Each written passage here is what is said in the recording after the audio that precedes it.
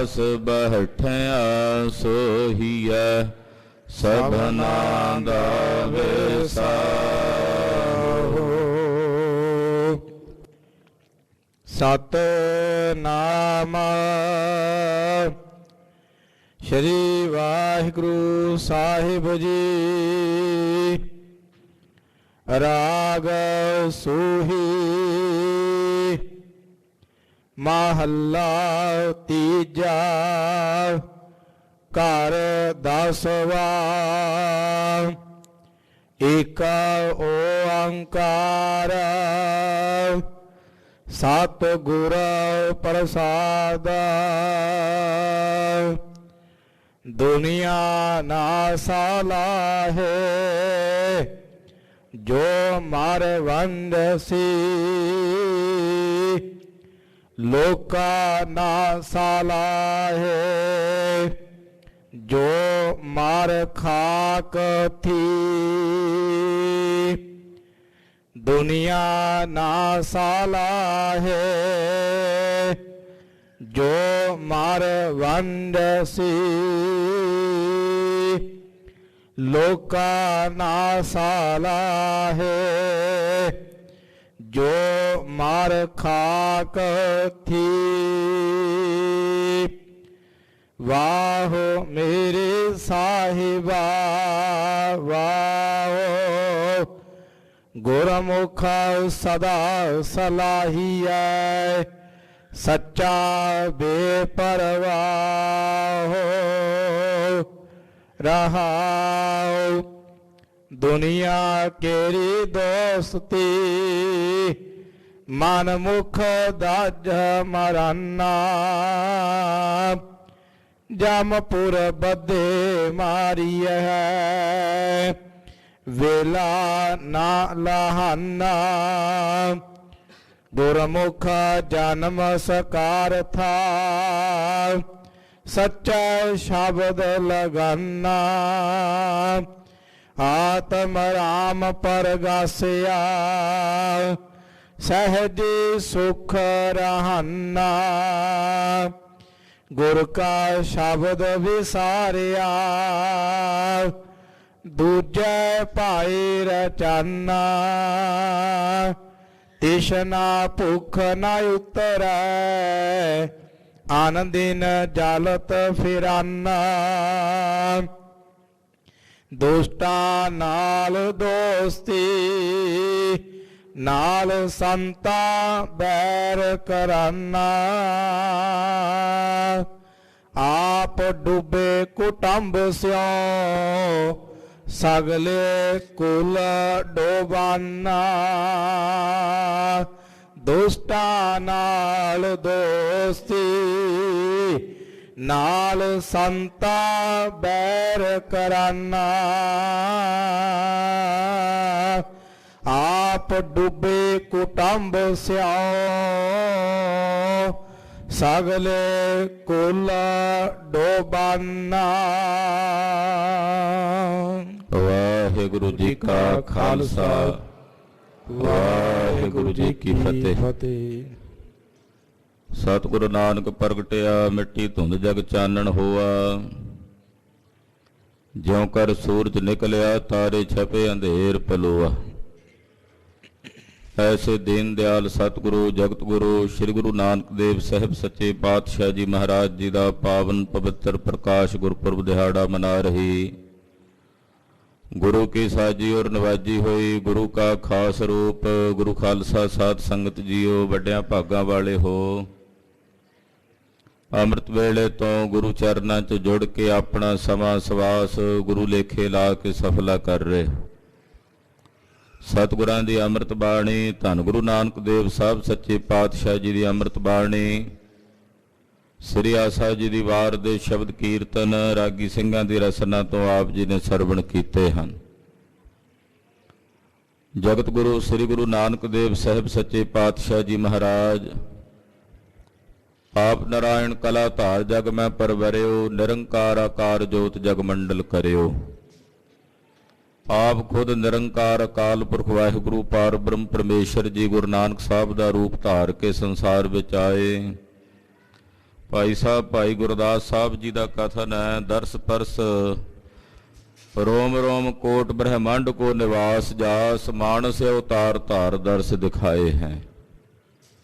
निरंकार अकाल पुरख वाहिगुरु पार ब्रह्म परमेश्वर दे एक रोम दे विच करोड़ां ब्रह्मांड वसदे ने।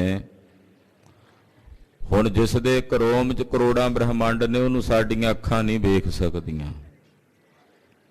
साडा भला किवें होवे, साडी कल्याण किवें होवे, ਉਹਦੇ ਲਈ ਅਕਾਲ ਪੁਰਖ ਨੇ, ਜਿਹਦੇ ਇੱਕ ਕਰੋਮ ਚ ਕਰੋੜਾਂ ਬ੍ਰਹਮੰਡ ਨੇ, ਉਹਨੇ ਮਾਨਸੀ ਸਰੀਰ ਧਾਰਨ ਕੀਤਾ। ਮਾਨਵੀ ਸਰੀਰ ਧਾਰਨ ਕਰਕੇ ਗੁਰੂ ਨਾਨਕ ਸਾਹਿਬ ਦਾ ਰੂਪ ਹੋ ਕੇ ਸਾਨੂੰ ਦਰਸ਼ਨ ਦਿੱਤੇ ਹੀ ਨਹੀਂ, ਹੁਣ ਵੀ ਦੇ ਰਹੇ ਨੇ ਬਾਣੀ ਰੂਪ ਦੇ ਵਿੱਚ, ਕਿਉਂਕਿ ਸਤਿਗੁਰੂ ਗੁਰੂ ਨਾਨਕ ਸਾਹਿਬ ਬਾਣੀ ਰੂਪ ਹਨ। ਤੋ ਗੁਰਬਾਣੀ ਰੂਪ ਹੋ ਕੇ ਹੁਣ ਵੀ ਦਰਸ਼ਨ ਦੇ ਕੇ ਸਾਡਾ ਪਾਰ ਉਤਾਰਾ ਕਰ ਰਹੇ ਨੇ, ਸਾਡਾ ਭਲਾ ਕਰ ਰਹੇ ਨੇ। ਮਾਤ ਲੋਕ ਦੀ ਧਰਤੀ ਦਾ ਵਰਤਾਰਾ ਇਹੋ ਜਿਹਾ ਸੀ ਕਿ ਸਭ ਪਾਸੇ ਪਾਪ ਕਰਮ ਸਿਰੇ ਚੜ੍ਹ ਕੇ ਬੋਲ ਰਹੇ ਸਨ। ਪੂਰੇ ਸੰਸਾਰ ਭਰ ਦੇ ਵਿੱਚ ਪਾਪ ਵਰਤਿਆ ਹੋਇਆ ਸੀ। ਧਰਤੀ ਭਾਰਾਕ੍ਰਿਤ ਹੋ ਗਈ, ਪਾਪੀ ਪੁਰਖਾਂ ਦੇ ਪਾਪ ਨੂੰ ਬਰਦਾਸ਼ਤ ਨਹੀਂ ਸੀ ਕਰ ਸਕਦੀ। ਇਹਨੇ ਅਕਾਲ ਪੁਰਖ ਵਾਹਿਗੁਰੂ ਪਰਮੇਸ਼ਰ ਅੱਗੇ ਅਰਜ਼ੋਈ ਕੀਤੀ, ਬੇਨਤੀ ਕੀਤੀ, ਇਹ ਅਕਾਲ ਪੁਰਖ ਜੀ, ਇੱਕ ਚਰਨ ਸੀ ਮੇਰਾ ਕਲਯੁਗ ਦੇ ਵਿੱਚ, ਉਹ ਵੀ ਡਾਵਾਂਡੋਲ ਹੋ ਗਿਆ। ਹੁਣ ਇੱਕ ਚਰਨ ਪਰ ਟਿਕਾ ਨਾ ਜਾਈ। ਹੁਣ ਉਹ ਜਿਹੜਾ ਇੱਕ ਪੈਰ ਸੀ ਜਿਹਦੇ ਤੇ ਮੈਂ ਟਿਕੀ ਹੋਈ ਸੀ, ਧਰਮ ਦੇ 4 ਪੈਰ ਸਨ, ਸਹਿਜੇ ਸਹਿਜੇ ਕਰਕੇ ਕਲਯੁਗ ਦੇ ਵਿੱਚ ਇੱਕੋ ਹੀ ਪੈਰ ਰਹਿ ਗਿਆ ਸੀ, ਉਹ ਸੀਗਾ ਸੱਚ ਦਾ। ਉਹ ਵੀ ਡਾਵਾਂਡੋਲ ਹੋ ਗਿਆ। ਕੂੜ ਅਮਾਵਸ ਸੱਚ ਚੰਦਰਮਾ, ਦਿਸੈ ਨਾਹੀਂ ਕਹਿ ਚੜਿਆ। ਮੱਸਿਆ ਦੀ ਰਾਤ ਹੈ। ਮੱਸਿਆ ਕਿਹੜੀ ਹੈ? ਝੂਠ ਦੀ। ਝੂਠ ਦੀ ਮੱਸਿਆ ਦੀ ਰਾਤ ਸਾਰੇ ਪਾਸੇ ਪਸਰ ਗਈ ਹੈ। ਸੱਚ ਰੂਪੀ ਚੰਦਰਮਾ ਨਜ਼ਰ ਨਹੀਂ ਆਉਂਦਾ, ਪਤਾ ਨਹੀਂ ਲੱਗਦਾ ਕਿੱਥੇ ਜਾ ਚੜਿਆ ਹੈ। ਹੋਂ ਭਾਲ ਵਿਕੁੰਨੀ ਹੋਈ, ਅੰਧੇਰਾ ਰਾਹੋ ਨਾ ਕੋਈ। ਭਾਲ ਭਾਲ ਕੇ ਲੱਭ ਲੱਭ ਕੇ ਵੀ ਕਿਤੇ ਸੱਚ ਰੂਪੀ ਚੰਦਰਮਾ ਦਿਸ ਜੇ, ਮੈਂ ਵਿਆਕੁਲ ਹੋ ਗਈ ਹਾਂ। ਇਸ ਅੰਧਕਾਰ ਦੇ ਵਿੱਚ, ਹਨੇਰੇ ਦੇ ਵਿੱਚ ਮੈਨੂੰ ਕੁਝ ਨਹੀਂ ਪਿਆ ਸੁਝਦਾ। ਜਦੋਂ ਅੰਧਕਾਰ ਹੋਵੇ ਨਾ, ਹਨੇਰਾ ਹੋਵੇ, ਉਹ ਹਨੇਰੇ ਦੇ ਵਿੱਚ ਤਾਰੇ ਵੀ ਆਪਣੇ ਆਪ ਨੂੰ ਬੜਾ ਬਰਵਲ ਸਮਝਣ ਲੱਗ ਪੈਂਦੇ ਆ। ਤਾਰੇ ਵੀ ਇਹ ਸੋਚਦੇ ਆ ਵੀ ਸਾਡੀ ਲੋ ਕਰਕੇ ਹੀ ਦੁਨੀਆ ਜਗਦੀ ਹੈ, ਸਾਡੀ ਲੋ ਕਰਕੇ ਹੀ ਦੁਨੀਆ 'ਚ ਪ੍ਰਕਾਸ਼ ਹੁੰਦਾ। ਜਦੋਂ ਅੰਧਕਾਰ ਵਰਤਿਆ, ਉਦੋਂ ਜਿੰਨੇ ਪਖੰਡੀ ਸੀ, ਪਖੰਡੀਆਂ ਰੂਪੀ ਤਾਰੇ ਸੀ, ਉਹ ਚਮਕਣ ਲੱਗ ਪਏ। ਪਖੰਡੀਆਂ ਰੂਪੀ ਤਾਰਿਆਂ ਨੇ ਆਖਿਆ ਜੀ ਅਸੀਂ ਗੁਰੂ ਪੀਰ ਹਾਂ, ਸਾਡੇ ਕਰਕੇ ਦੁਨੀਆ ਦੇ ਵਿੱਚ ਰੁਸ਼ਨਾਈ ਹੁੰਦੀ ਹੈ, ਸਾਡੇ ਕਰਕੇ ਦੁਨੀਆ ਦੇ ਲੋਕਾਂ ਨੂੰ ਗਿਆਨ ਹਾਸਲ ਹੁੰਦਾ ਹੈ। ਉਹ ਪਖੰਡੀਆਂ ਰੂਪੀ ਤਾਰੇ ਥਾਂ ਥਾਂ ਤੇ ਚਮਕਣ ਲੱਗ ਪਏ। ਪਖੰਡੀਆਂ ਦੇ ਵੱਗਾਂ ਦੇ ਵੱਗ ਕਲਯੁਗ 'ਚ ਫਿਰਨ ਲੱਗ ਪਏ, ਔਰ ਅੰਧਕਾਰ ਦੇ ਨਾਲ ਨਾਲ ਅਵਿਦਿਆ ਤੇ ਅਗਿਆਨਤਾ ਦੀ ਧੁੰਦ ਸਾਰੇ ਜਗਤ ਵਿੱਚ ਫੈਲ ਗਈ। ਧਰਤੀ ਨੇ ਬਾਰੰਬਾਰ ਜਦੋਂ ਪੁਕਾਰਾਂ ਕੀਤੀਆਂ ਅਕਾਲ ਪੁਰਖ ਵਾਹਿਗੁਰੂ ਪਾਰ ਬ੍ਰਹਮ ਪਰਮੇਸ਼ਰ ਦੇ ਚਰਨਾਂ 'ਚ, ਤਾਂ ਸੁਣੀ ਪੁਕਾਰ ਦਾਤਾਰ ਪ੍ਰਭ ਗੁਰੂ ਨਾਨਕ ਜਗ ਮਾਹੇ ਪਠਾਇਆ। ਦਾਤਾਰ ਨੇ, ਅਕਾਲ ਪੁਰਖ ਨੇ, ਵਾਹਿਗੁਰੂ ਨੇ ਪੁਕਾਰ ਸੁਣੀ, ਔਰ ਪੁਕਾਰ ਸੁਣ ਕੇ ਸਤਿਗੁਰੂ ਗੁਰੂ ਨਾਨਕ ਸਾਹਿਬ ਜੀ ਨੂੰ ਇਸ ਮਾਤ ਲੋਕ ਦੀ ਧਰਤੀ ਤੇ ਜਗਤ ਤੇ ਭੇਜਿਆ ਕਿ ਤੁਸੀਂ ਜਾ ਕੇ ਸੰਸਾਰ ਦੇ ਜੀਵਾਂ ਦਾ ਅੰਧਕਾਰ ਦੂਰ ਕਰੋ, ਅਵਿਦਿਆ ਗਿਆਨਤਾ ਦੇ ਹਨੇਰੇ ਚੋਂ ਕੱਢ ਕੇ ਇਹਨਾਂ ਦੇ ਅੰਦਰ ਗਿਆਨ ਦਾ ਪ੍ਰਕਾਸ਼ ਕਰਕੇ ਨਾਮ ਜਪਾਓ। ਸੰਸਾਰ 'ਚ ਬੜੇ ਬੜੇ ਅਵਤਾਰ ਪੈਗੰਬਰ ਮੈਂ ਪਹਿਲਾਂ ਭੇਜੇ, ਸਭ ਨੇ ਆਪੋ ਆਪਣੇ ਪੰਥ ਤੇ ਆਪਣੇ ਆਪਣੇ ਰਾਹ ਚਲਾਏ, ਮੇਰਾ ਨਾਮ ਨਹੀਂ ਕਿਸੇ ਨੇ ਜਪਾਇਆ। ਤੁਸੀਂ ਜਾ ਕੇ ਮੇਰਾ ਨਾਮ ਜਪਾਓ ਸੰਸਾਰ ਦੇ ਜੀਵਾਂ ਨੂੰ। ਮਹਾਰਾਜ ਗੁਰੂ ਨਾਨਕ ਪਾਤਸ਼ਾਹ ਨੇ ਆ ਕੇ ਇਸ ਮਾਤ ਲੋਕ ਦੀ ਧਰਤੀ ਤੇ ਆਪਣਾ ਨਾਮ ਨਹੀਂ ਜਪਾਇਆ, ਅਕਾਲ ਪੁਰਖ ਦੇ ਨਾਮ ਦੇ ਜਪਣ ਦਾ ਹੁਕਮ ਕੀਤਾ। ਦੇਖਦੇ ਐ ਸਤਿਗੁਰੂ ਨਾਨਕ ਪ੍ਰਗਟਿਆ, ਮਿੱਟੀ ਧੁੰਦ ਜਗ ਚਾਨਣ ਹੋਆ, ਜਿਉਂ ਕਰ ਸੂਰਜ ਨਿਕਲਿਆ ਤਾਰੇ ਛਪੇ ਅੰਧੇਰ ਪਲੋਆ। ਸਤਿਗੁਰੂ ਗੁਰੂ ਨਾਨਕ ਸਾਹਿਬ ਸੂਰਜ ਵਾਂਗੂ ਪ੍ਰਗਟ ਹੋਏ। ਗੁਰਦੇਵ ਦੇ ਪ੍ਰਕਾਸ਼ਣ ਦੇ ਨਾਲ ਜਿੰਨੀ ਅਗਿਆਨਤਾ ਤੇ ਵਿਦਿਆ ਦੀ ਧੁੰਦ ਸੀ ਉਹ ਮਿਟ ਗਈ, ਔਰ ਜਿਹੜੇ ਪਖੰਡੀਆਂ ਰੂਪੀ ਤਾਰੇ ਸਨ ਉਹ ਸਾਰੇ ਤਾਰੇ ਛੁਪ ਗਏ। ਗੁਰੂ ਬਾਬੇ ਨੇ ਜਿੱਥੇ ਜਿੱਥੇ ਵੀ ਜਾ ਕੇ ਪਖੰਡੀ ਵੇਖੇ, ਉਹਨਾਂ ਪਖੰਡੀਆਂ ਦੇ ਪਖੰਡ ਦਾ ਖੰਡਨ ਕੀਤਾ। ਉਹਨਾਂ ਪਖੰਡੀਆਂ ਦੇ ਪਖੰਡ ਨੂੰ ਉਘੇੜ ਕੇ ਸੰਸਾਰ ਦੇ ਸਾਹਮਣੇ ਲਿਆਂਦਾ। ਕਹਿੰਦੇ ਉਹ ਪਖੰਡੀਆਂ ਰੂਪੀ ਤਾਰੇ ਛੁਪ ਗਏ ਤੇ ਅਵਿਦਿਆ ਗਿਆਨਤਾ ਦਾ ਹਨੇਰਾ ਚਲਾ ਗਿਆ। ਜਿਵੇਂ ਸੂਰਜ ਚੜ੍ਹਦਿਆਂ ਹਨੇਰਾ ਚਲਿਆ ਜਾਂਦਾ, ਜਿਵੇਂ ਸ਼ੇਰ ਦੀ ਦਹਾੜ ਨਾਲ, ਸ਼ੇਰ ਜਦੋਂ ਦਹਾੜਦਾ ਤੇ ਹਿਰਨਾਂ ਦੀਆਂ ਡਾਰਾਂ ਨੂੰ ਭਾਜੜ ਪੈ ਜਾਂਦੀ ਹੈ, ਇਦਾਂ ਜਦੋਂ ਗੁਰੂ ਨਾਨਕ ਸਾਹਿਬ ਨੇ ਸਮਾਤ ਲੋਕ ਦੀ ਧਰਤੀ ਤੇ ਪ੍ਰਗਟ ਹੋ ਕੇ ਸਤ ਕਰਤਾਰ ਦੀ ਦਹਾੜ ਦਿੱਤੀ ਤਾਂ ਇਸ ਨੂੰ ਸੁਣਦਿਆਂ ਸਾਰ ਕਹਿੰਦੇ ਜਿਤਨੇ ਪਖੰਡੀਆਂ ਦੇ ਵੱਗਾਂ ਦੇ ਵੱਗ ਸਨ ਅੱਗੇ ਲੱਗ ਕੇ ਦੌੜ ਪਏ। ਧੰਨ ਗੁਰੂ ਨਾਨਕ ਦੇਵ ਸਾਹਿਬ ਜੀ ਮਹਾਰਾਜ ਬਾਰ ਦੇਸ਼ ਸ਼ੁਭ ਦੇਸ਼ ਨਰੇਸੂ, ਬਾਰ ਦੇਸ਼ ਸ਼ੁਭ ਦੇਸ਼ ਨਰੇਸੂ। ਜਿਵੇਂ ਪੰਜਾਬ ਦੇ ਵੱਖੋ ਵੱਖਰੇ ਖਿੱਤਿਆਂ ਨੂੰ, ਇਲਾਕਿਆਂ ਨੂੰ ਵੱਖੋ ਵੱਖਰੇ ਨਾਵਾਂ ਨਾਲ ਅਸੀਂ ਜਾਣਦੇ ਹਾਂ। ਮਾਲਵੇ ਦਾ ਇਲਾਕਾ ਹੈ, ਇਸੇ ਤਰ੍ਹਾਂ ਇੱਧਰ ਬਨੂੜ ਆਨੰਦਪੁਰ ਸਾਹਿਬ ਦਾ, ਇੱਧਰ ਅੰਬਾਲੇ ਤੱਕ ਦਾ ਇਲਾਕਾ, ਇਹਨੂੰ ਪੁਆਧ ਦਾ ਇਲਾਕਾ ਕਹਿੰਦੇ ਆ। ਜਲੰਧਰ ਹੁਸ਼ਿਆਰਪੁਰ ਵਾਲੇ ਪਾਸੇ ਨੂੰ ਜਾਈਏ, ਦਰਿਆ ਸਤਲੁਜ ਤੇ ਬਿਆਸ ਦੇ ਵਿਚਕਾਰਲਾ ਇਲਾਕਾ ਆਪਾਂ ਨੂੰ ਦੁਆਬਾ ਕਹਿੰਦੇ ਆ। ਦਰਿਆ ਪਾਰ ਕਰ ਜਾਈਏ ਸ੍ਰੀ ਅੰਮ੍ਰਿਤਸਰ ਸਾਹਿਬ ਦੀ ਜਗ੍ਹਾ ਵਾਲੀ ਆਲੇ ਦੁਆਲੇ ਦੀ ਜਿਤਨੀ ਭੂਮੀ ਉਹਨੂੰ ਮਾਝਾ ਦੇਸ਼ ਕਹਿੰਦੇ ਆ। ਜਿੱਥੇ ਨਨਕਾਣਾ ਸਾਹਿਬ ਮਹਾਰਾਜ ਗੁਰੂ ਨਾਨਕ ਸਾਹਿਬ ਜੀ ਨੇ ਅਵਤਾਰ ਧਾਰਿਆ ਉਹਨੂੰ ਬਾਰ ਦੇਸ਼ ਕਹਿੰਦੇ ਆ। ਜਿੰਨੇ ਦੇਸ਼ ਨੇ, ਚਾਹੇ ਮਾਲਵਾ ਹੈ, ਦੁਆਬਾ ਹੈ, ਮਾਝਾ ਹੈ, ਪੁਆਧ ਹੈ, ਇਹਨਾਂ ਸਾਰੇ ਦੇਸ਼ਾਂ ਦੇ ਵਿੱਚੋਂ ਸਭ ਤੋਂ ਉੱਤਮ ਦੇਸ਼ ਬਾਰ ਦੇਸ਼ ਹੈ। ਨਨਕਾਣਾ ਸਾਹਿਬ ਦੀ ਭੂਮੀ ਬਾਕੀ ਪੰਜਾਬ ਦੇ ਸਾਰੀਆਂ ਭੂਮੀਆਂ ਤੋਂ ਸਭ ਤੋਂ ਉੱਤਮ ਭੂਮੀ ਇਸ ਕਰਕੇ ਆ, ਉਪਜਾਊ ਬਹੁਤ ਹੈ।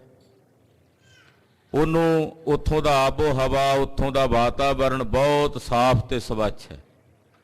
ਇਸ ਕਰਕੇ ਇਹਨਾਂ ਸਾਰੇ ਦੇਸ਼ਾਂ ਦਾ ਉਹਨੂੰ ਰਾਜਾ ਕਿਹਾ ਪੁਰਾਣੇ ਗ੍ਰੰਥਾਂ 'ਚ। ਬਾਰ ਦੇਸ਼ ਸ਼ੁਭ ਦੇਸ਼ ਨਰੇਸੂ ਕਹਿੰਦੇ, ਜਾਂ ਇਉਂ ਕਹਿ ਲੋ ਵੀ ਵਿਧਾਤੇ ਨੇ ਖੁਦ ਆਪ ਇਹ ਸਾਰੀ ਜਗ੍ਹਾ ਨੂੰ ਸਿਰਜਿਆ ਹੈ, ਕਿਉਂਕਿ ਇੱਥੇ ਨਿਰੰਕਾਰ ਅਕਾਲ ਪੁਰਖ ਨੇ ਗੁਰੂ ਨਾਨਕ ਸਾਹਿਬ ਦਾ ਰੂਪ ਹੋ ਕੇ ਸੰਸਾਰ 'ਚ ਪ੍ਰਗਟ ਹੋਣਾ ਸੀ।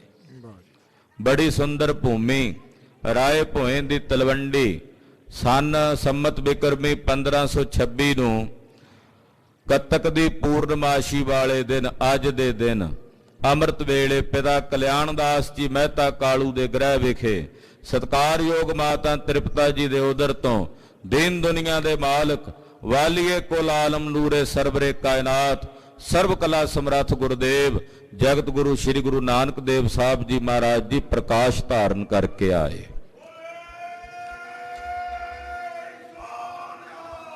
ਸਤਿ ਸ੍ਰੀ ਅਕਾਲ।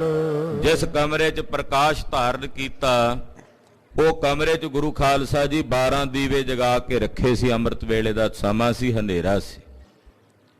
ਕਹਿੰਦੇ ਪਾਤਸ਼ਾਹ ਨੇ ਜਿਸ ਵੇਲੇ ਪ੍ਰਕਾਸ਼ ਲਿਆ ਧਾਰਿਆ, ਉਹ 12 ਦੇ 12 ਦੀਵਿਆਂ ਦੀ ਲੋ ਮੱਧਮ ਪੈ ਗਈ ਸਤਿਗੁਰਾਂ ਦੇ ਪ੍ਰਕਾਸ਼ ਦੇ ਸਾਹਮਣੇ। ਦਾਈ ਦੌਲਤਾਂ ਨੇ ਜਦੋਂ ਸਤਿਗੁਰਾਂ ਦੇ ਦਰਸ਼ਨ ਕੀਤੇ ਦੰਗ ਰਹਿ ਗਈ, ਹੈਰਾਨ ਹੋ ਗਈ।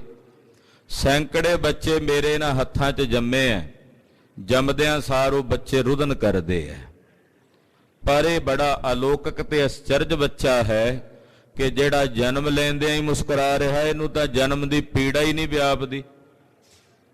ਇਸ ਬਾਲਕ ਨੂੰ, ਇਸ ਬੱਚੇ ਨੂੰ ਤਾਂ ਜਨਮ ਦੀ ਪੀੜਾ ਨਹੀਂ ਵਿਆਪੀ, ਪਰ ਦਾਈ ਦੌਲਤਾਂ ਇਹ ਨਹੀਂ ਸੀ ਜਾਣਦੀ ਕਿ ਇਹ ਜੋ ਬਾਲਕ ਦੇ ਤੂੰ ਦਰਸ਼ਨ ਕਰ ਰਹੀ ਹੈ, ਇਹ ਨਿਰੰਕਾਰ ਨੇ, ਅਕਾਲ ਪੁਰਖ ਨੇ ਆਕਾਰ ਧਾਰਿਆ। ਇਹਨਾਂ ਦੇ ਦਰਸ਼ਨ ਕਰਕੇ ਤੇ ਜਨਮ ਮਰਨ ਦੀ ਪੀੜਾ ਕੱਟੀ ਜਾਂਦੀ ਹੈ। ਇਹਨਾਂ ਨੂੰ ਤਾਂ ਜਨਮ ਦੀ ਪੀੜਾ ਕੀ ਵਿਆਪਣੀ ਹੈ। ਨਾਲੇ ਜਨਮ ਤੇ ਮਰਨ ਵਿੱਚ ਹੈ ਨਹੀਂ, ਇਹ ਜਨਮ ਮਰਨ ਵਿੱਚ ਨਹੀਂ ਹਨ, ਪ੍ਰਕਾਸ਼ ਧਾਰ ਕੇ ਆਏ ਹਨ। ਪਿਤਾ ਜੀ ਨੂੰ ਜਾ ਕੇ ਖਬਰ ਦਿੱਤੀ, ਵਧਾਈਆਂ ਵੱਜੀਆਂ। ਆ ਜਿਹੜਾ ਸਮਾਂ ਹੁਣ ਆ ਟਾਈਮ ਹੈ ਨਾ, ਇਸ ਵੇਲੇ ਜਦੋਂ ਲੋਕ ਸਾਰੇ ਉੱਠ ਕੇ ਇੱਕ ਦੂਜੇ ਨੂੰ ਮਿਲਣ ਲੱਗੇ ਨਾ ਤੇ ਬੜੇ ਖੁਸ਼, ਚਿਹਰੇ ਖਿੜੇ ਹੋਏ।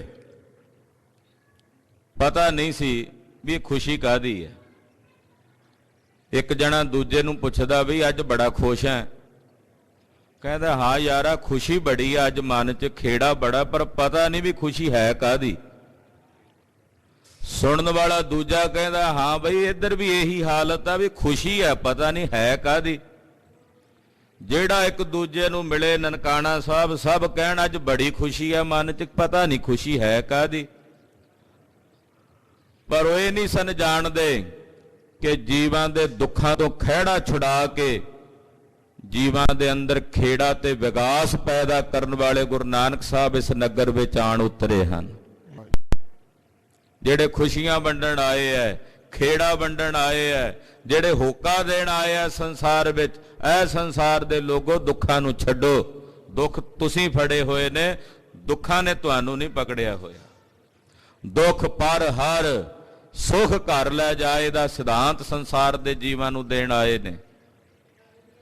ਸਾਹਿਬ ਜੀ ਦਾ ਨਾਮਕਰਨ ਕੀਤਾ, ਨਾਮਕਰਨ ਕਰਕੇ ਗੁਰਦੇਵ ਦਾ ਨਾਮ ਰੱਖਿਆ ਪੰਡਤ ਹਰਦਿਆਲ ਜੀ ਨੇ। ਬੇਦੀਆਂ ਦੀ ਕੁੱਲ ਦੇ ਪੁਰੋਹਿਤ ਸਨ ਪੰਡਤ ਹਰਦਿਆਲ ਜੀ। ਨਾਮਕਰਨ ਕਰਕੇ ਨਾਮ ਰੱਖਿਆ ਨਾਨਕ। ਪਿਤਾ ਜੀ ਨੇ ਪੁੱਛਿਆ ਸੀ, ਪੰਡਤ ਜੀ ਇਹ ਕਿੱਦਾਂ ਦਾ ਨਾਂ ਰੱਖਿਆ? ਅੱਜ ਤੋਂ ਪਹਿਲਾਂ ਸਾਡੇ ਪੁਰਖਿਆਂ ਵਿੱਚ ਕਦੇ ਇਦਾਂ ਦਾ ਨਾਂ ਨਹੀਂ ਸੀ ਸੁਣਿਆ। ਤਾਂ ਪੰਡਤ ਜੀ ਨੇ ਜਵਾਬ ਦਿੱਤਾ ਸੀ, ਪਟਵਾਰੀ ਸਾਹਿਬ ਅੱਜ ਤੋਂ ਪਹਿਲਾਂ ਤੁਹਾਡੇ ਪੁਰਖਿਆਂ ਵਿੱਚ ਕੀ ਪੂਰੇ ਬ੍ਰਹਿਮੰਡ ਵਿੱਚ ਐਸੇ ਮਹਾਂਪੁਰਖ ਦਾ ਜਨਮ ਹੀ ਨਹੀਂ ਹੋਇਆ ਜਿਹਦਾ ਇਹੋ ਜਿਹਾ ਨਾਂ ਰੱਖਿਆ ਜਾ ਸਕਦਾ। ਤੇ ਨਾਲੇ ਤੁਸੀਂ ਪੁੱਛਿਆ ਵੀ ਇਹ ਤਾਂ ਹਿੰਦੂਆਂ ਵਾਲਾ ਨਾਂ ਨਹੀਂ, ਨਾ ਮੁਸਲਮਾਨਾਂ ਵਾਲਾ, ਮਿਲਿਆ ਜੁਲਿਆ ਜਾਂ ਨਾਂ ਹੈ। ਤ੍ਰੇਤੇ ਯੁੱਗ ਦੇ ਅਵਤਾਰ ਭਗਵਾਨ ਰਾਮਚੰਦਰ ਜੀ ਹੋਏ, ਦੁਆਪਰ ਯੁੱਗ ਦੇ ਅਵਤਾਰ ਭਗਵਾਨ ਕ੍ਰਿਸ਼ਨ ਜੀ ਹੋਏ। ਉਹਨਾਂ ਦੀ ਪੂਜਾ, ਉਹਨਾਂ ਦਾ ਅਦਬ, ਉਹਨਾਂ ਦਾ ਸਨਮਾਨ ਕੇਵਲ ਹਿੰਦੂਆਂ ਨੇ ਕੀਤਾ, ਮੁਸਲਮਾਨਾਂ ਨੇ ਉਹਨਾਂ ਨੂੰ ਨਮਸਕਾਰ ਨਹੀਂ ਕੀਤੀ। ਹਜ਼ਰਤ ਮੁਹੰਮਦ ਸਾਹਿਬ, ਈਸਾ ਸਾਹਿਬ, ਮੂਸਾ ਸਾਹਿਬ, ਜਿੰਨੇ ਪੈਗੰਬਰ ਨੇ ਉਹਨਾਂ ਦੀ ਪੂਜਾ ਕੇਵਲ ਉਹਨਾਂ ਦੀ ਉਮਤ ਮੁਸਲਮਾਨਾਂ ਨੇ ਕੀਤੀ ਹੈ, ਹਿੰਦੂਆਂ ਨੇ ਨਹੀਂ। ਪਟਵਾਰੀ ਸਾਹਿਬ ਤੁਹਾਡੇ ਘਰ ਜਿਹੜਾ ਇਹ ਬਾਲਕ ਆਇਆ ਹੈ ਇਹਦੀ ਪੂਜਾ ਹਿੰਦੂ ਵੀ ਕਰਨਗੇ ਤੇ ਮੁਸਲਮਾਨ ਵੀ ਇਹਨਾਂ ਨੂੰ ਪੀਰ ਜਾਣ ਕੇ ਸਜਦਾ ਕਰਨਗੇ। ਸਤਿ ਸ੍ਰੀ ਅਕਾਲ। ਇਹ ਪੂਰੇ ਸੰਸਾਰ ਦੇ ਸਾਂਝੇ ਰਹਿਬਰ ਹੋਣਗੇ, ਇਸ ਕਰਕੇ ਇਹਨਾਂ ਦਾ ਨਾਮ ਨਾਨਕ ਰੱਖਿਆ ਹੈ। ਤੇ ਨਾਲੇ ਨਾਨਕ ਪਦ ਦੇ ਅਰਥ ਨੇ, ਨੰਨੇ ਨੂੰ ਕੰਨਾ ਲੱਗਾ ਉਹਦੇ ਵਿੱਚੋਂ ਐੜੇ ਦੀ ਆਵਾਜ਼ ਨਿਕਲਦੀ ਹੈ ਵਿਆਕਰਨ ਮੁਤਾਬਕ। ਐੜੇ ਨੂੰ ਨੰਨੇ ਤੋਂ ਪਹਿਲਾਂ ਕਰ ਦਿਓ ਤੇ ਬਣ ਜਾਂਦਾ ਅੰਨ। ਉਹੀ ਐੜਾ ਅਖੀਰਲੇ ਕੱਕੇ ਨਾਲ ਲਾ ਦਿੱਤਾ ਜਾਏ ਤੇ ਬਣ ਜਾਂਦਾ ਅੱਕ। ਅੱਕ ਦਾ ਮਤਲਬ ਹੁੰਦਾ ਦੁੱਖ ਤੇ ਅੰਨ ਦਾ ਮਤਲਬ ਹੁੰਦਾ ਰਹਿਤ। ਜਿਹਦਾ ਨਾਂ ਲਿਆ ਜੀਵ ਦੁੱਖਾਂ ਤੋਂ ਰਹਿਤ ਹੋ ਜਾਣਗੇ, ਇਹ ਉਹ ਨੇ ਨਾਨਕ। ਜਿਨ੍ਹਾਂ ਦਾ ਨਾਂ ਲਿਆ ਜੀਵ ਦੁੱਖਾਂ ਤੋਂ ਰਹਿਤ ਹੋ ਜਾਣਗੇ, ਜੀਵਾਂ ਦੇ ਦੁੱਖ ਛੁੱਟ ਜਾਣਗੇ, ਜਨਮ ਮਰਨ ਵਰਗਾ ਦੁੱਖ ਵੀ ਦੂਰ ਹੋ ਜਾਏਗਾ ਜਿਨ੍ਹਾਂ ਦਾ ਨਾਂ ਲਿਆ। ਇਸ ਕਰਕੇ ਅਸੀਂ ਇਹਨਾਂ ਦਾ ਨਾਮ ਰੱਖਿਆ ਨਾਨਕ। ਅੰਨ ਅੱਕ, ਅੱਕ ਨਾਮ ਦੁੱਖ ਦਾ ਨਾ। ਆਪਾਂ ਕਹਿ ਦਿੰਦੇ ਆ ਮੈਂ ਅੱਕ ਗਿਆ ਕੰਮ ਕਰਕੇ, ਅੱਕ ਦਾ ਮਤਲਬ ਹੀ ਦੁੱਖ। ਫਲਾਣੇ ਨੇ ਅਕਾ ਲਿਆ, ਅੱਕ ਨਾਮ ਦੁੱਖ ਦਾ। ਤੇ ਅੰਨ ਨਾਮ ਰਹਿਤ ਦਾ ਹੈ। ਜਿਨ੍ਹਾਂ ਦਾ ਨਾਂ ਲਿਆ ਦੁੱਖ ਤੋਂ ਰਹਿਤ ਹੋ ਜਾਈਦਾ, ਉਹ ਗੁਰੂ ਨਾਨਕ ਦੇਵ ਸਾਹਿਬ ਹਨ। ਧੰਨ ਗੁਰੂ ਨਾਨਕ ਦੇਵ ਸਾਹਿਬ ਜੀ, ਧੰਨ ਗੁਰੂ ਨਾਨਕ ਦੇਵ ਸਾਹਿਬ ਜੀ, ਧੰਨ ਗੁਰੂ ਨਾਨਕ ਦੇਵ ਸਾਹਿਬ ਜੀ, ਧੰਨ ਗੁਰੂ ਨਾਨਕ ਦੇਵ ਸਾਹਿਬ ਜੀ, ਧੰਨ ਗੁਰੂ ਨਾਨਕ ਦੇਵ ਸਾਹਿਬ ਜੀ, ਧੰਨ ਗੁਰੂ ਨਾਨਕ ਦੇਵ ਸਾਹਿਬ ਜੀ, ਧੰਨ ਗੁਰੂ ਨਾਨਕ ਦੇਵ ਸਾਹਿਬ ਜੀ, ਧੰਨ ਗੁਰੂ ਨਾਨਕ ਦੇਵ ਸਾਹਿਬ ਜੀ, ਧੰਨ ਗੁਰੂ ਨਾਨਕ ਦੇਵ ਸਾਹਿਬ ਜੀ, ਧੰਨ ਗੁਰੂ ਨਾਨਕ ਦੇਵ ਸਾਹਿਬ ਜੀ, ਧੰਨ ਗੁਰੂ ਨਾਨਕ ਦੇਵ ਸਾਹਿਬ ਜੀ, ਧੰਨ ਗੁਰੂ ਨਾਨਕ ਦੇਵ ਸਾਹਿਬ ਜੀ। ਇਹਨਾਂ ਦਾ ਨਾਂ ਲਿਆ ਦੁੱਖ ਦੂਰ ਹੋ ਜਾਂਦੇ ਆ। ਦੂਸਰਾ ਅਰਥ ਮਹਾਂਪੁਰਖ ਕਰਦੇ ਐ ਨਾ ਨੱਕ। ਜਿਨ੍ਹਾਂ ਦਾ ਨਾਂ ਲੈ ਕੇ ਜੀਵ ਨਰਕਾਂ 'ਚ ਨਹੀਂ ਜਾਂਦਾ। ਆਖੋ ਸਤਿਨਾਮ ਸ੍ਰੀ ਵਾਹਿਗੁਰੂ। ਨੱਕ ਨਾਮ ਨਰਕ ਦਾ ਹੈ।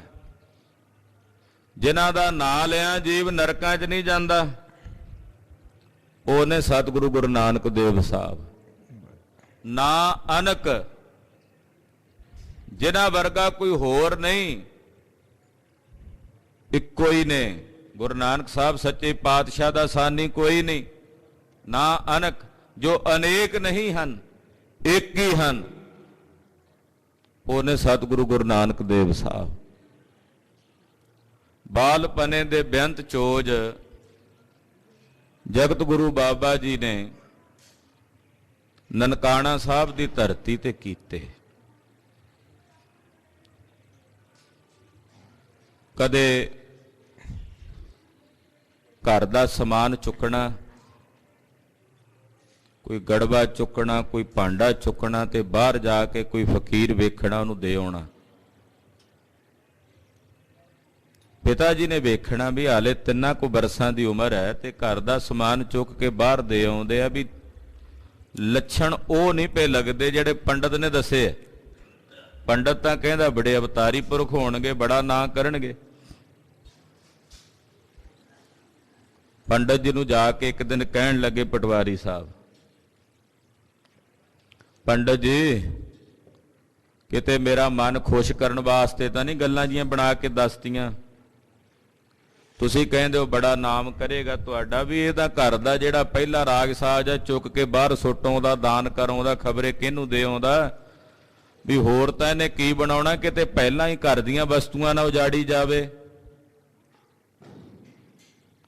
ਪੰਡਤ ਜੀ ਨੇ ਮੱਥੇ ਤੇ ਹੱਥ ਮਾਰਦਿਆਂ ਹੋਇਆਂ ਕਿਹਾ ਵੀ ਮੈਨੂੰ ਇੱਕ ਗੱਲ ਸਪਸ਼ਟ ਹੋ ਗਈ ਜੋ ਮੈਂ ਵੇਖਣਾ ਚਾਹੁੰਦਾ ਸੀ। ਕਹਿੰਦੇ ਇੱਕ ਗੱਲ ਮੈਂ ਤੈਨੂੰ ਉਦੋਂ ਨਹੀਂ ਸੀ ਦੱਸੀ ਵੀ ਖੁਸ਼ੀ ਦਾ ਮਾਹੌਲ ਸੀ, ਪਰ ਹੁਣ ਦੱਸ ਦਿੰਨਾ। ਸਾਰੀ ਦੁਨੀਆ ਜਾਣ ਲਏਗੀ ਵੀ ਇਹ ਪਰਮੇਸ਼ਰ ਨੇ, ਸਾਰੀ ਦੁਨੀਆ ਜਾਣ ਲਏਗੀ ਵੀ ਇਹ ਪਰਮੇਸ਼ਰ ਨੇ, ਪਰ ਪਟਵਾਰੀ ਸਾਹਿਬ ਤੁਸੀਂ ਇਹ ਹੀ ਜਾਣੋਗੇ ਵੀ ਮੇਰਾ ਪੁੱਤਰ ਹੈ, ਤੁਸੀਂ ਇਹਨਾਂ ਦਾ ਭੇਦ ਨਹੀਂ ਜਾਣ ਸਕੋਗੇ।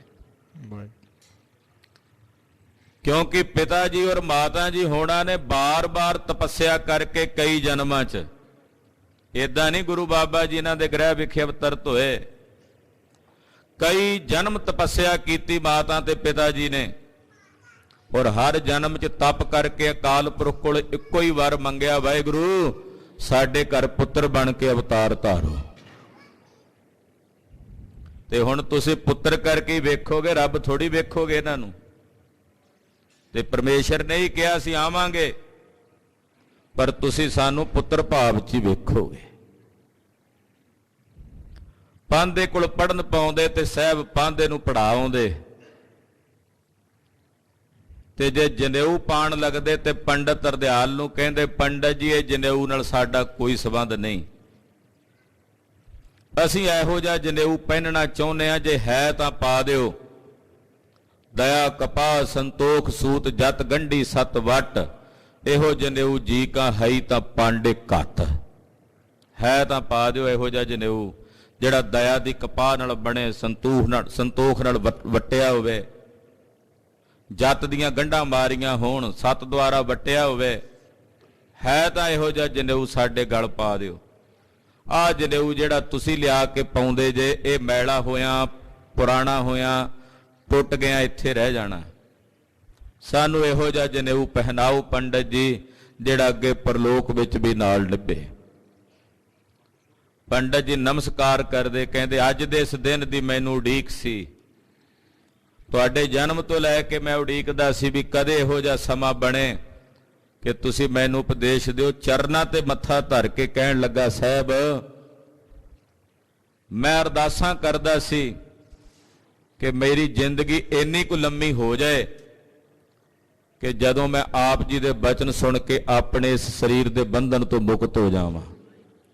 ਅੱਜ ਆਪ ਜੀ ਦੇ ਬਚਨ ਸੁਣ ਲਏ ਨੇ, ਮੇਰਾ ਜੀਵਨ ਕਿਰਤਾਰਥ ਕਰ ਦਿਓ ਗੁਰੂ ਬਾਬਾ ਜੀ, ਮੈਨੂੰ ਇਸ ਜਨਮ ਮਰਨ ਦੇ ਚੱਕਰਾਂ ਤੋਂ ਰਹਿਤ ਕਰ ਦਿਓ। ਪੰਡਤ ਹਰਦਿਆਲ ਨੂੰ ਇਹ ਸੋਝੀ ਆ ਗਈ, ਆਤਮ ਗਿਆਨ ਦਾ ਸਾਖਸ਼ਾਤਕਾਰ ਹੋ ਗਿਆ। ਰਾਏ ਬੁਲਾਰ ਨੇ ਵੀ ਪਛਾਣ ਲਿਆ, ਇਹ ਖੁਦਾ ਹੈ, ਆਪ ਇਸ ਸੰਸਾਰ ਵਿੱਚ ਮੇਰੇ ਨਗਰ 'ਚ ਅਵਤਾਰ ਧਾਰ ਕੇ ਆਇਆ ਹੈ। ਬੇਅੰਤ ਚੋਜ ਨਨਕਾਣਾ ਸਾਹਿਬ ਦੀ ਧਰਤੀ ਤੇ ਕੀਤੇ, ਕਦੇ ਖੇਤੀਆਂ ਸੁੱਕੀਆਂ ਹਰੀਆਂ ਕੀਤੀਆਂ, ਕਦੇ ਦਰਖਤਾਂ ਦੀਆਂ ਛਾਵਾਂ ਠਹਿਰ ਗਈਆਂ, ਕਦੇ ਸਰ ਪਾ ਕੇ ਸਾਹਿਬ ਦੇ ਸੀਸ ਤੇ ਛਾਵਾਂ ਕਰਦੇ। ਇਹ ਬੇਅੰਤ ਕੌਤਕ ਤੇ ਚੋਜ ਗੁਰੂ ਬਾਬੇ ਦੇ ਨਨਕਾਣਾ ਸਾਹਿਬ ਦੀ ਧਰਤੀ ਤੇ ਵਰਤੇ ਹਨ। ਪਰ ਪਿਤਾ ਜੀ ਨੇ ਸਾਹਿਬ ਜੀ ਨੂੰ ਪੁੱਤਰ ਰੂਪ ਕਰਕੇ ਹੀ ਵੇਖਿਆ।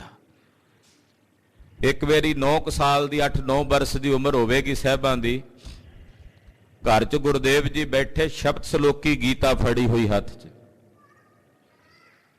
ਸੰਸਕ੍ਰਿਤ 'ਚ ਲਿਖੀ ਹੋਈ। ਸਪਤ ਸਲੋਕੀ ਗੀਤਾ ਜਿਹੜੀ ਹੁੰਦੀ ਆ, ਗੀਤਾ ਦੇ ਜਿਹੜੇ 7 ਸਲੋਕ ਬਹੁਤ ਹੀ ਔਖੇ ਹੁੰਦੇ, ਉਹਨੂੰ ਸਪਤ ਸਲੋਕੀ ਗੀਤਾ ਕਹਿੰਦੇ ਆ। ਬੇਦੀਆਂ ਦਾ ਪਰਿਵਾਰ ਸੀ, ਪਿਤਾ ਜੀ ਵੀ ਪੜ੍ਹੇ ਲਿਖੇ ਸਨ।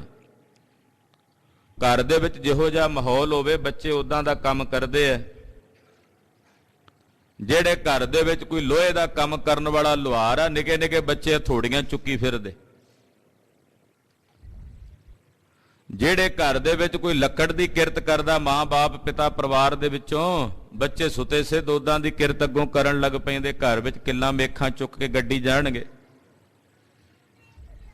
ਹੁਣ ਇਹ ਬੇਦੀਆਂ ਦਾ ਪਰਿਵਾਰ ਸੀ, ਵੇਦ ਸ਼ਾਸਤਰ ਧਰਮ ਗ੍ਰੰਥ ਪੜ੍ਹਨੇ ਇਹਨਾਂ ਦੀ ਕਿਰਤ ਸੀ। ਪਿਤਾ ਜੀ ਨੇ ਸੋਚਿਆ ਖਬਰੇ ਤਾਂ ਕਿਤਾਬ ਲੈ ਕੇ ਬੈਠਾ ਸ਼ਬਦ ਸ਼ਲੋਕੀ ਗੀਤਾ, ਵੀ ਸਾਨੂੰ ਵੇਖਦਾ, ਪੜ੍ਹਦਿਆਂ ਬੈਠਿਆਂ ਵੇਖਦੇ। ਜਾ ਕੇ ਸਤਿਗੁਰੂ ਜੀ ਨੂੰ ਕਹਿਣ ਲੱਗੇ, ਪੁੱਤਰ ਨਾਨਕ ਇਹ ਕੀ ਫੜਿਆ ਹੋਇਆ, ਜਾਣਦਾ ਇਹ ਕੀ ਹੈ? ਤਾਂ ਸਾਹਿਬ ਕਹਿਣ ਲੱਗੇ, ਹਾਂ ਪਿਤਾ ਜੀ ਇਹ ਸਪਤ ਸਲੋਕੀ ਗੀਤਾ ਹੈ। ਇੱਕਦਮ ਹੈਰਾਨ ਹੋ ਗਏ ਕਿ ਇਹਦੇ ਵਿੱਚ ਜੋ ਲਿਖਿਆ ਤੈਨੂੰ ਪਤਾ ਕੀ ਲਿਖਿਆ? ਕਹਿੰਦੇ ਹਾਂ। ਸੁਣਾਏਗਾ? ਸ਼ਲੋਕ ਪੜ੍ਹ ਕੇ ਉਹਦੇ ਅਰਥ ਕਰਕੇ ਸੁਣਾਉਂਦੇ ਪਿਤਾ ਜੀ ਨੂੰ। ਪਿਤਾ ਜੀ ਦੰਗ ਹੋ ਗਏ ਕਿ ਪਾਂਧਾ ਵਾਕਈ ਸੱਚ ਕਹਿੰਦਾ ਸੀ, ਵੀ ਇਹ ਤਾਂ ਪਹਿਲਾਂ ਹੀ ਪੜ੍ਹੇ ਪੜ੍ਹਾਏ ਨੇ। ਸੰਸਕ੍ਰਿਤ ਦੇ ਸ਼ਲੋਕ ਜਿਹੜੇ ਵੱਡੇ ਵੱਡੇ ਪੰਡਤ ਨਹੀਂ ਪੜ੍ਹ ਸਕਦੇ, ਇਹ ਪੜ੍ਹ ਕੇ ਉਹਦੇ ਅਰਥ ਕਰ ਰਹੇ ਨੇ। ਮਨ 'ਚ ਪ੍ਰੇਮ ਆਇਆ ਤੇ ਕਹਿਣ ਲੱਗੇ ਵੀ ਇਹ ਪਰਮੇਸ਼ਰ ਨੇ। ਸਤਿਗੁਰੂ ਸੱਚੇ ਪਾਤਸ਼ਾਹ ਨੇ ਉਸੇ ਵੇਲੇ ਮਾਇਆ ਵਰਤਾ ਦਿੱਤੀ ਤੇ ਪਿਤਾ ਜੀ ਕਹਿੰਦੇ, ਨਾ ਨਾ ਲੋਕਾਂ ਵਾਸਤੇ ਹੋਣਾ ਪਰਮੇਸ਼ਰ, ਮੇਰਾ ਤਾਂ ਪੁੱਤ ਹੈ। ਇੱਕਦਮ ਮਾਇਆ ਦਾ ਪਰਦਾ ਪਾ ਦਿੱਤਾ। ਏਦਾਂ ਕਈ ਵਾਰੀ ਜਾਣ ਵੀ ਲੈਂਦੇ ਪਿਤਾ ਜੀ, ਪਰ ਸਤਿਗੁਰੂ ਜੀ ਨਾਲ ਹੀ ਮੋਹ ਦੀ ਕਨਾਤ ਤਾਣ ਦਿੰਦੇ। ਬੇਅੰਤ ਚੋਜ ਗੁਰਦੇਵ ਨੇ ਨਨਕਾਣਾ ਸਾਹਿਬ ਦੀ ਧਰਤੀ ਤੇ ਕੀਤੇ। ਜਦੋਂ 20 ਰੁਪਇਆਂ ਦਾ ਲੰਗਰ ਲਾ ਕੇ ਆਏ, ਪਿਤਾ ਜੀ ਬੜੇ ਰੋਸ ਵਿੱਚ ਆਏ। ਸਾਹਿਬ ਦੇ ਮੁਖ ਮੰਡਲ ਤੇ ਚਪੇੜਾਂ ਤੱਕ ਮਾਰ ਘੱਤੀਆਂ। ਰਾਏ ਬੁਲਾਰ ਨੂੰ ਇਸ ਗੱਲ ਦਾ ਬੜਾ ਗੁੱਸਾ ਆਇਆ, ਮੇਰੇ ਸਵਾਮੀ ਮੇਰੇ ਮਾਲਕ ਦੇ ਮੁਖ ਤੇ ਚਪੇੜਾਂ ਕਾਲੂ ਨੇ ਮਾਰੀਆਂ ਨੇ। ਬੁਲਾ ਕੇ ਆਖਿਆ, ਲੈ 20 ਰੁਪਈਏ, ਇਹ ਤੇਰਾ ਸਾਰਾ ਘਰ ਲੁਟਾ ਆਵਣ, ਤੂੰ ਇਹਨਾਂ ਨੂੰ ਕੁਝ ਨਾ ਆਖੀ, ਜੋ ਇਹ ਲੁਟਾ ਕੇ ਆਉਣ ਤੂੰ ਮੇਰੇ ਕੋਲ ਆ ਕੇ ਦੁੱਗਣਾ ਲੈ ਜਾਇਆ ਕਰ। ਪਿਤਾ ਜੀ ਕਹਿਣ, ਨਹੀਂ ਮਹਾਰਾਜ, ਰਾਏ ਬੁਲਾਰ ਜੀ ਇਦਾਂ ਨਾ ਕਰੋ। ਕਹਿੰਦੇ, ਲੈ ਜਾ, ਤੈਨੂੰ ਪੈਸਾ ਪਿਆਰਾ ਨਾ, ਮੈਨੂੰ ਮੇਰੇ ਸਾਹਿਬ ਗੁਰੂ ਨਾਨਕ ਦੇਵ ਸਾਹਿਬ ਪਿਆਰੇ ਹੈ। ਜਾਣਿਆ ਵੀ ਇੱਥੇ ਗੱਲ ਨਹੀਂ ਬਣਨੀ। ਭਾਈਆ ਜੈ ਰਾਮ ਜੀ ਉਹ ਆਏ ਨਨਕਾਣਾ ਸਾਹਿਬ ਤੇ ਰਾਏ ਬੁਲਾਰ ਨੇ ਉਹਨਾਂ ਨਾਲ ਗੱਲ ਕੀਤੀ। ਦੌਲਤ ਖਾਨ ਨੂੰ ਸੁਨੇਹਾ ਭੇਜਿਆ ਸੁਲਤਾਨਪੁਰ ਸਾਹਿਬ ਕਿ ਗੁਰੂ ਨਾਨਕ ਸਾਹਿਬ ਆਉਂਦੇ ਆ, ਇਹਨਾਂ ਨੂੰ ਉੱਥੇ ਕਿਰਤ ਦੇਣੀ ਹੈ। ਸਤਿਗੁਰੂ ਜੀ ਪਿਤਾ ਜੀ ਦੇ ਕੋਲੋਂ ਆਗਿਆ ਲੈ ਕੇ ਸੁਲਤਾਨਪੁਰ ਸਾਹਿਬ ਆਏ। ਦੌਲਤ ਖਾਨ ਨੇ ਗੁਰਦੇਵ ਨੂੰ ਮੋਦੀ ਖਾਨੇ ਦੀ ਕਿਰਤ ਸੰਭਾਲ ਦਿੱਤੀ। ਮੋਦੀ ਖਾਨੇ 'ਚ ਗੁਰਦੇਵ ਅਨੇਕਾਂ ਜੀਵਾਂ ਦਾ ਭਲਾ ਕਰਦੇ, ਸਭ ਨੂੰ ਤੇਰਾ ਤੇਰਾ ਕਹਿ ਕੇ ਤੋਲੀ ਜਾਂਦੇ, ਝੋਲੀਆਂ ਭਰੀ ਜਾਂਦੇ। ਵੇਈ ਨਦੀ ਦੇ ਕੰਢੇ ਅੰਮ੍ਰਿਤ ਵੇਲੇ ਚਲੇ ਜਾਣਾ, ਜਿੱਥੇ ਗੁਰਦੁਆਰਾ ਬੇਰ ਸਾਹਿਬ ਹੈ, ਇੱਥੇ ਖਲੋ ਕੇ ਘੰਟਿਆਂ ਬੱਧੀ ਅੰਮ੍ਰਿਤ ਵੇਲੇ ਸਾਧਨਾ 'ਚ ਖਲੋਤੇ ਰਹਿਣਾ, ਤਪ ਦੀ ਮੂਰਤ ਬਣ ਕੇ। ਸਮਾਂ ਬੀਤਿਆ, ਇੱਥੇ ਹੀ ਸਤਿਗੁਰਾਂ ਦੀ ਸ਼ਾਦੀ ਹੋਈ। ਸ਼ਾਦੀ ਕਰਾ ਕੇ ਮਾਤਾ ਸੁਲੱਖਣੀ ਜੀ ਨਾਲ ਬਟਾਲੇ ਨਗਰ ਤੋਂ, ਗੁਰਦੁਆਰਾ ਕੰਧ ਸਾਹਿਬ ਤੋਂ ਸੁਲਤਾਨਪੁਰ ਸਾਹਿਬ ਆ ਗਏ। ਸਾਹਿਬਾਂ ਦੇ ਗ੍ਰਹਿ ਵਿਖੇ ਗੁਰਦੇਵ ਦੇ 2 ਸਾਹਿਬਜ਼ਾਦੇ ਮਹਾਨ ਤਤਵੇਤਾ ਮਹਾਂਪੁਰਖਾਂ ਦਾ ਜਨਮ ਹੋਇਆ। ਧੰਨ ਧੰਨ ਬਾਬਾ ਸ਼੍ਰੀ ਚੰਦਰ ਜੀ ਮਹਾਰਾਜ ਔਰ ਧੰਨ ਬਾਬਾ ਲਖਮੀ ਦਾਸ ਜੀ ਮਹਾਰਾਜ। ਬੇਅੰਤ ਚੋਜ ਸੁਲਤਾਨਪੁਰ ਸਾਹਿਬ ਦੀ ਧਰਤੀ ਤੇ ਕੀਤੇ ਭਾਈ ਭਗੀਰਥ ਜੀ ਵਰਗੇ, ਭਾਈ ਮਨਸੁਖ ਜੀ ਵਰਗੇ ਬੇਅੰਤ ਗੁਰਮੁਖਾਂ ਦਾ ਪਾਰ ਉਤਾਰਾ ਸਤਿਗੁਰਾਂ ਇੱਥੇ ਕੀਤਾ। ਇੱਥੋਂ ਹੀ ਉਦਾਸੀਆਂ ਲਈਆਂ, 4 ਉਦਾਸੀਆਂ ਧਾਰਨ ਕਰਕੇ ਅਨੇਕ ਜੀਵਾਂ ਦੀ ਕਲਿਆਣ ਕੀਤੀ। ਅੱਜ ਕੱਲ ਗਿਣਦੇ ਮਿਣਦੇ ਆ ਵੀ ਸਭ ਤੋਂ ਲੰਮੀ ਯਾਤਰਾ ਦਾ ਜਿਹੜਾ ਪੈਦਲ ਚੱਲਣ ਦਾ ਰਿਕਾਰਡ ਗੁਰੂ ਸਾਹਿਬ ਕੋਲ ਹੈ, ਤੇ ਉਹਨਾਂ ਨੇ ਗਿਣਤੀ ਮਿਣਤੀ ਕੀਤੀ ਵੀ ਇੰਨੇ ਹਜ਼ਾਰ ਜਾਂ ਇੰਨੇ ਲੱਖ ਕਿਲੋਮੀਟਰ, ਪਰ ਗਿਣਤੀ ਮਿਣਤੀ ਨਹੀਂ ਹੋ ਸਕਦੀ। ਜਿੱਥੇ ਤੱਕ ਤੁਸੀਂ ਗਏ ਉੱਥੇ ਤੱਕ ਗਿਣ ਲਈ। ਜਨਮ ਸਾਖੀਆਂ 'ਚ ਗੁਰਦੇਵ ਉਹ ਥਾਵਾਂ ਤੇ ਵੀ ਗਏ ਜਿੱਥੇ ਧਰੂ ਵਰਗੇ ਰਹਿੰਦੇ ਨੇ, ਉੱਥੇ ਤੱਕ ਗਿਣਤੀ ਮਿਣਤੀ ਹੋ ਸਕਦੀ ਹੈ। ਕਾਕ ਪਸੁੰਡੀ ਵਰਗੇ ਰਿਸ਼ੀਆਂ ਨੂੰ ਜਾ ਕੇ ਦਰਸ਼ਨ ਦੇ ਰਹੇ ਹੈ। ਸੁਮੇਰ ਪਰਬਤ ਜਿੱਥੇ ਤਾਈਂ ਅੱਜ ਕੋਈ ਪਹੁੰਚ ਨਹੀਂ ਸਕਿਆ ਹਾਲੇ ਤੱਕ, ਉੱਥੇ ਜਾ ਕੇ ਸਿੱਧਾਂ ਦੇ ਨਾਲ ਸਿੱਧ ਗੋਸ਼ਟੀ ਕਰਦੇ ਐ। ਗਿਣਤੀਆਂ ਮਿਣਤੀਆਂ 'ਚ ਨਹੀਂ ਆ ਸਕਦਾ ਭਾਈ ਵਰਤਾਰਾ। ਕੱਲ ਨੂੰ ਕੋਈ ਹੋਰ ਆ ਜਾਏਗਾ, ਜੇ ਮੰਨ ਲਓ ਪੈਂਡਾ ਜਿੰਨਾ ਕਿ ਇਹਨਾਂ ਨੇ ਗਿਣਤੀ ਮਿਣਤੀ ਕੀਤੀ ਹੈ ਵੀ 2-2.5 ਲੱਖ ਕਿਲੋਮੀਟਰ ਦੀ, ਤੇ ਕੱਲ ਨੂੰ ਕੋਈ ਹੋਰ ਆ ਜਾਏਗਾ ਕਹੇਗਾ ਵੀ ਮੈਂ ਤਾਂ 3 ਲੱਖ ਦਾ ਰਿਕਾਰਡ ਬਣਾਤਾ, 4 ਲੱਖ ਕਿਲੋਮੀਟਰ ਦਾ ਬਣਾਤਾ। ਅੱਜ ਕੱਲ ਤੇ ਗੱਡੀਆਂ ਕਾਰਾਂ ਨੇ ਬਹੁਤ ਲੋਕਾਂ ਕੋਲ, ਵੀ ਸਾਡਾ ਰਿਕਾਰਡ ਵੱਧ ਜਾਏਗਾ। ਗੁਰੂ ਖਾਲਸਾ ਜੀ, ਇਹ ਮਿਣਤੀਆਂ ਗਿਣਤੀਆਂ ਬੰਦਿਆਂ ਨੂੰ ਤੁਸੀਂ ਆਪਣੇ ਦਾਇਰੇ 'ਚ ਲਿਆ ਸਕਦੇ ਹੋ। ਸਤਿਗੁਰੂ ਗੁਰੂ ਨਾਨਕ ਸਾਹਿਬ ਆਪ ਪਰਮੇਸ਼ਵਰ ਨੇ,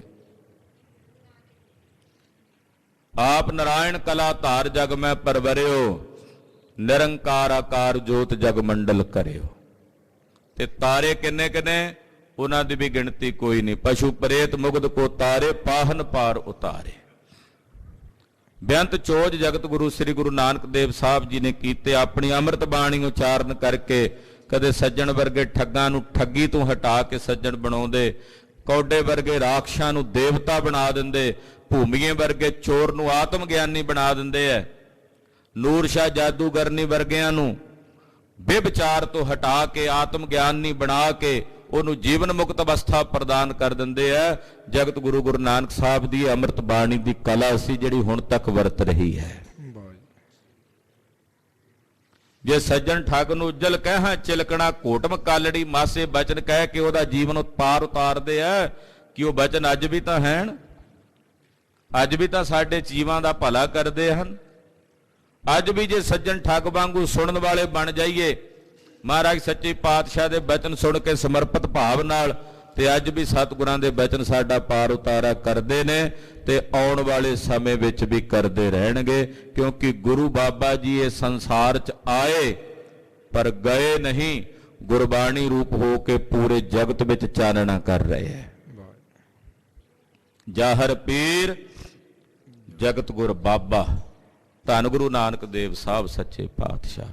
ਧੰਨ ਗੁਰੂ ਨਾਨਕ ਦੇਵ ਸਾਹਿਬ ਜੀ, ਧੰਨ ਗੁਰੂ ਨਾਨਕ ਦੇਵ ਸਾਹਿਬ ਜੀ, ਧੰਨ ਗੁਰੂ ਨਾਨਕ ਦੇਵ ਸਾਹਿਬ ਜੀ, ਧੰਨ ਗੁਰੂ ਨਾਨਕ ਦੇਵ ਸਾਹਿਬ ਜੀ, ਧੰਨ ਗੁਰੂ ਨਾਨਕ ਦੇਵ ਸਾਹਿਬ ਜੀ, ਧੰਨ ਗੁਰੂ ਨਾਨਕ ਦੇਵ ਸਾਹਿਬ ਜੀ, ਧੰਨ ਗੁਰੂ ਨਾਨਕ ਦੇਵ ਸਾਹਿਬ ਜੀ, ਧੰਨ ਗੁਰੂ ਨਾਨਕ ਦੇਵ ਸਾਹਿਬ ਜੀ, ਧੰਨ ਗੁਰੂ ਨਾਨਕ ਦੇਵ ਸਾਹਿਬ ਜੀ, ਧੰਨ ਗੁਰੂ ਨਾਨਕ ਦੇਵ ਸਾਹਿਬ ਜੀ, ਧੰਨ ਗੁਰੂ ਨਾਨਕ ਦੇਵ ਸਾਹਿਬ ਜੀ, ਧੰਨ ਗੁਰੂ ਨਾਨਕ ਦੇਵ ਸਾਹਿਬ ਜੀ। ਕਲਯੁਗ ਮਿਲਿਆ ਸਤਿਗੁਰਾਂ ਨੂੰ,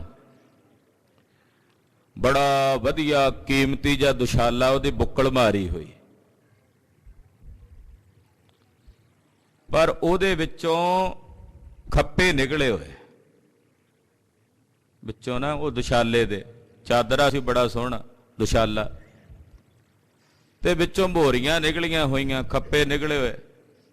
ਭਾਈ ਮਰਦਾਨਾ ਜੀ ਪੁੱਛਦੇ ਮਹਾਰਾਜ ਵੀ ਇਹ ਦੁਸ਼ਾਲਾ ਇੰਨਾ ਸੋਹਣਾ ਕੀਮਤੀ ਲੱਗਦਾ ਹੈ, ਪਰ ਵਿੱਚੋਂ ਇਹ ਮੋਰੀਆਂ ਖੱਪੇ ਨਿਕਲੇ ਆ, ਇਹ ਸਮਝ ਨਹੀਂ ਆਉਂਦੀ ਵੀ ਇਹ ਕੀ ਗੱਲ ਹੈ। ਮਹਾਰਾਜ ਕਹਿੰਦੇ ਮਰਦਾਨਿਆਂ ਕਲਯੁਗ ਨਹੀਂ ਪੁੱਛ ਲੈ, ਕਹਿੰਦੇ ਹਾਂ ਭਾਈ ਇਹ ਦੱਸ ਵੀ ਇਹ ਦੁਸ਼ਾਲੇ ਤੇ ਬੜੇ ਖੱਪੇ ਮੋਰੀਆਂ ਨੇ, ਇਹ ਕਾਹਦੇ ਲਈ ਨੇ? ਕਹਿਣ ਲੱਗਾ ਵੀ ਇਹ ਦੁਸ਼ਾਲਾ ਆ ਮਰਦਾਨਿਆਂ ਦਲਿੱਦਰ ਦਾ, ਆਲਸ ਦਾ। ਜਦੋਂ ਅੰਮ੍ਰਿਤ ਵੇਲੇ ਦਾ ਸਮਾਂ ਹੁੰਦਾ ਮੈਂ ਸਾਰੀ ਦੁਨੀਆ ਦੇ ਪਾ ਦਿੰਦਾ। ਜਿਹੜੇ ਰਾਤ ਨੂੰ 12-1 ਵਜੇ ਤੱਕ 2 ਵਜੇ ਤੱਕ ਭਟਕਦੇ ਨਹੀਂ ਫਿਰਦੇ ਮੰਜੇ ਤੇ ਵੀ ਆ ਜਾਣ ਪੈ ਜਾਣ ਤੇ ਨੀਂਦ ਨਹੀਂ ਆਉਂਦੀ, ਉਹਨਾਂ ਨੂੰ ਵੀ 1-2 ਵਜੇ ਫਿਰ ਨੀਂਦ ਪੈ ਜਾਂਦੀ। ਪੂਰਾ ਦਲਿੱਦਰ ਪਾ ਦਿੰਦਾ ਸਾਰੇ ਪਾਸੇ। ਪਰ ਆ ਜਿਹੜੇ ਗੁਰੂ ਨਾਨਕ ਸਾਹਿਬ ਦੇ ਸਿੱਖ ਨੇ ਨਾ, ਨਾਮ ਜਪਣ ਵਾਲੇ, ਇਹ ਸਵੇਰੇ ਜਦੋਂ ਕਹਿੰਦੇ ਆ ਧੰਨ ਗੁਰੂ ਨਾਨਕ ਦੇਵ ਕਹਿ ਕੇ ਉੱਠਦੇ ਆ ਤੇ ਵਿੱਚੋਂ ਹੀ ਪਾੜ ਕੇ ਨਿਕਲ ਕੇ ਉੱਠ ਜਾਂਦੇ ਆ, ਅੰਮ੍ਰਿਤ ਵੇਲੇ ਦੀ ਸਾਹਬ ਕਰ ਲੈਂਦੇ ਆ। ਸਤਿ ਸ੍ਰੀ ਅਕਾਲ। ਜਦੋਂ ਗੁਰੂ ਨਾਨਕ ਸਾਹਿਬ ਦਾ ਨਾਂ ਲੈਂਦੇ ਆ, ਮੇਰਾ ਉਹਨਾਂ ਤੇ ਜ਼ੋਰ ਨਹੀਂ ਚੱਲਦਾ ਇਹ ਦਲਿੱਦਰ ਦਾ, ਮੇਰਾ ਉਹਨਾਂ ਤੇ ਪ੍ਰਭਾਵ ਨਹੀਂ ਪੈਂਦਾ। ਇਹ ਗੁਰੂ ਨਾਨਕ ਸਾਹਿਬ ਦੇ ਨਾਂ ਲੈਣ ਦੀ ਬਰਕਤ ਹੈ।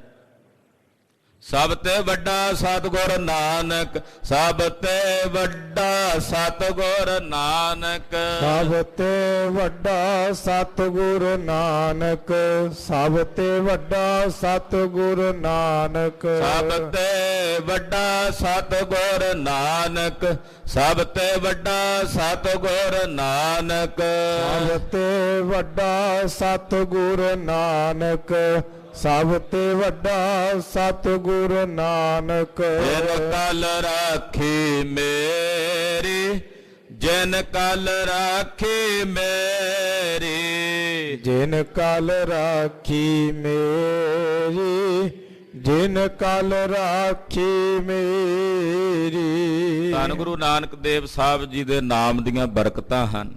ਐਸੇ ਦੀਨ ਦਿਆਲ ਸਤਿਗੁਰੂ, ਜਗਤ ਗੁਰੂ ਸ਼੍ਰੀ ਗੁਰੂ ਨਾਨਕ ਦੇਵ ਸਾਹਿਬ ਜੀ ਦੇ ਪਵਿੱਤਰ ਪ੍ਰਕਾਸ਼ ਗੁਰਪੁਰਬ ਦਿਹਾੜੇ ਦੀਆਂ ਸਮੂਹ ਗੁਰੂ ਕੀਆਂ ਸਾਜੀਆਂ ਨਵਾਜੀਆਂ ਸੰਗਤਾਂ ਨੂੰ ਲੱਖ ਲੱਖ ਵਧਾਈਆਂ ਹੋਵਣ।